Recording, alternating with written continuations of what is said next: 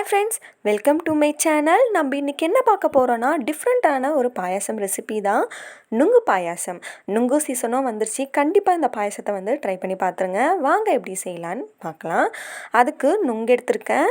2 cup அளவுக்கு பால், தேவையான அளவு சர்க்கரை, பாதாம், முந்திரி எடுத்திருக்கேன், 2 ஏலக்காய். ஃபஸ்ட்டு நான் வந்து முழு நுங்காக வந்து எடுத்திருக்கேன். ஃபஸ்ட்டு கட் பண்ணி எடுத்துக்கலாம்.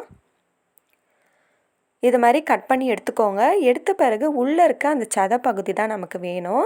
அதை ஒரு கத்தி இல்லைன்னா இது மாதிரி ஸ்பூன் வச்சு நம்ம இது மாதிரி எடுத்தோன்னா அழகாக நமக்கு வந்து வந்துடும். இதேமாரி எல்லாமே எடுத்துட்ட பிறகு உங்களுக்கு காமிக்கிறேன். இப்போ பாருங்கள், எல்லாமே வந்து இது மாதிரி எடுத்தாச்சு. அது மேலே இருக்க அந்த தோலை கூட ரிமூவ் பண்ணி இது மாதிரி எடுத்துக்கோங்க. இப்போ ஒரு மிக்ஸி ஜார் எடுத்துக்கலாம். மிக்ஸி ஜாரில் வந்து 2 நுங்கு மட்டும் சேர்த்துக்கிறேன். சேர்த்துட்டு கொஞ்சமாக இது கூட பால் சேர்த்துட்டு நல்லா பேஸ்ட்டாக வந்து ஃபஸ்ட்டு அரைச்சி எடுத்துக்கலாம். மூடி போட்டு மூடி நல்லா பேஸ்ட்டாக வந்து அரைச்சிக்கோங்க. இப்போ இந்த அளவுக்கு வந்து நம்ம அரைச்சி எடுத்துக்கிட்டோம். இப்போ ஒரு கடாய் வச்சுக்கலாம். கடாய் சூடான பிறகு பால் வந்து சேர்த்துக்கலாம். பால் வந்து நல்லா வந்து பாயிலிங் பாயிண்ட் வரட்டும். பால் வந்து இந்த அளவுக்கு நல்லா கொதிச்சு வரணும். நல்லா வந்து பால் கொதிக்கட்டும்.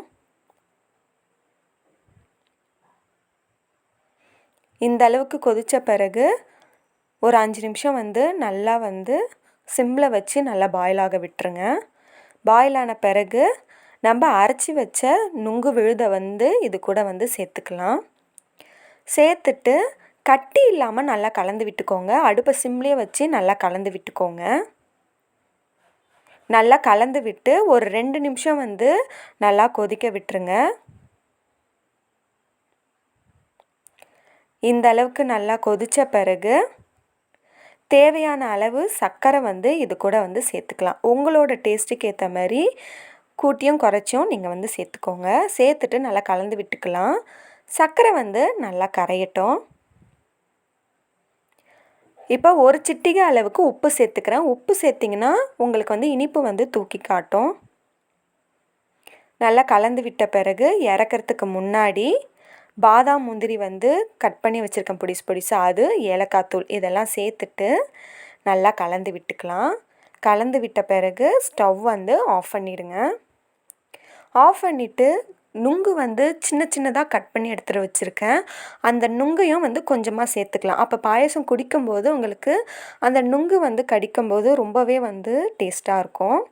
சேர்த்துட்டு கலந்து விட்டு இறக்குனீங்கன்னா சுவையான நுங்கு பாயாசம் வந்து ரெடி ஆகிடுச்சு. ஒரு 10 நிமிஷம் இருந்தால் போதும்.